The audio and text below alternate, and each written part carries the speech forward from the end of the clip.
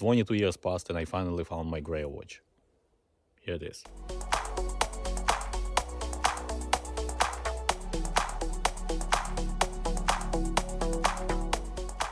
Rolex Explorer II 16570 Polar.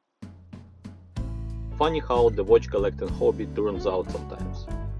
We are always on the lookout for that one Grail watch.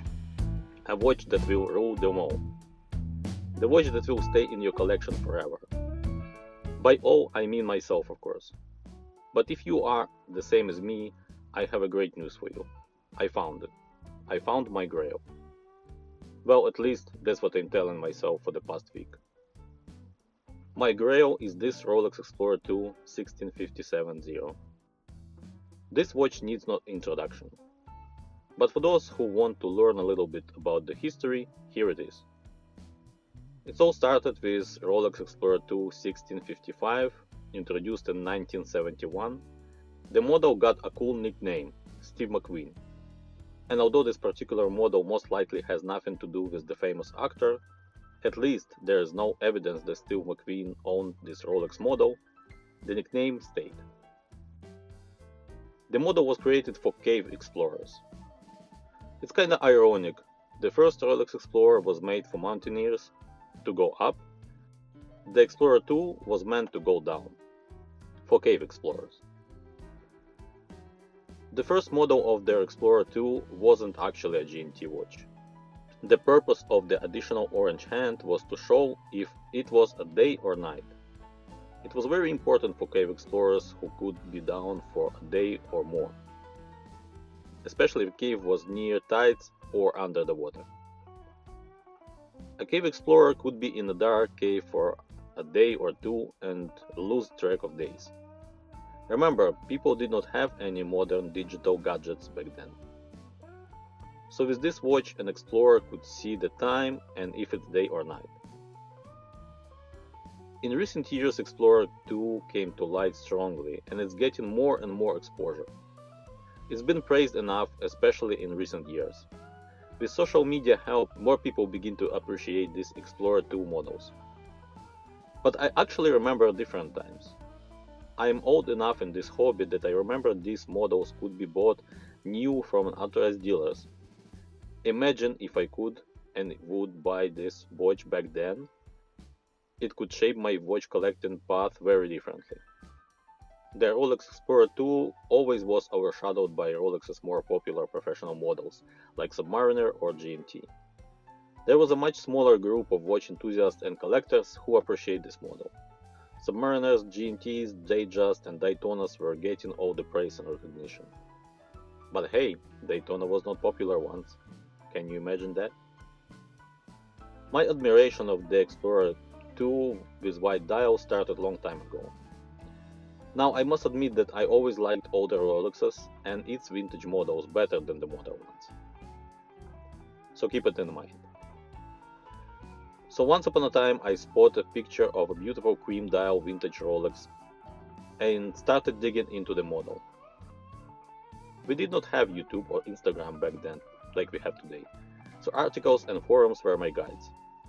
The model that I fell in love with was actually a defective one. Somewhere in mid-80s, Rolex made an update to the Explorer II model.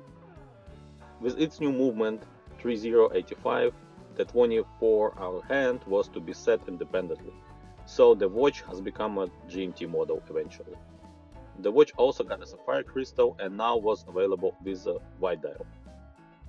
There was some flaw in the white dial production. This time the white dial was turning into cream color, and that's how the defect became a beauty. I mean, look at this perfection. These creamy dial explorers are rare and sought after and usually go for a pretty penny. Well, enough with the history. So now finally let's talk about this particular model I have. The 16550 model was discontinued in 1989, and with this the defective Polar model was discontinued as well. The 16570 was launched. This model was running up to until 2011. The watch that I have today is from 2002. This is one of the transitional models, when Rolex was getting rid of holes on a case, so my model doesn't have any holes in the case. This model is with white dial and black outlined markers and hands. Inside is a caliber 3185 movement with about 50 hours of power reserve. The watch is rated with 100 meters of water resistance. My watch, despite being 21 years old, runs very accurately. The watch is 40mm wide, 12.2 thick, and 47mm lug to lug.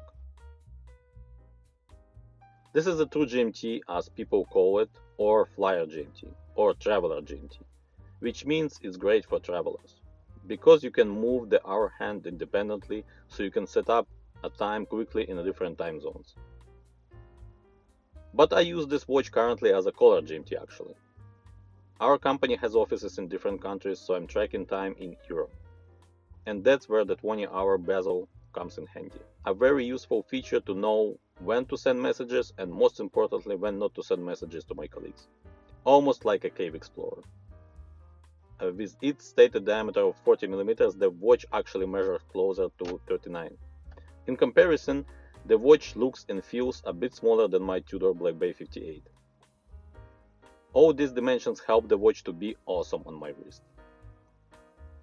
I recently made a trip to one of the largest Rolex stores in Toronto and had a chance to try some modern Rolex models, including the new Explorer II. Although the watch is technically superior, I did not like it on my wrist. Too big, it's chunky and heavy. This older 16570 is perfect. I love the dimensions, feel and look of the older model. I love the jingly, light and incredibly comfortable bracelet. I had to be that guy, but I actually prefer older Rolex models. All modern models are great from a technical point of view. But those older and vintage ones have the perfect balance of sizes, case designs and bracelets that make them perfect on a wrist.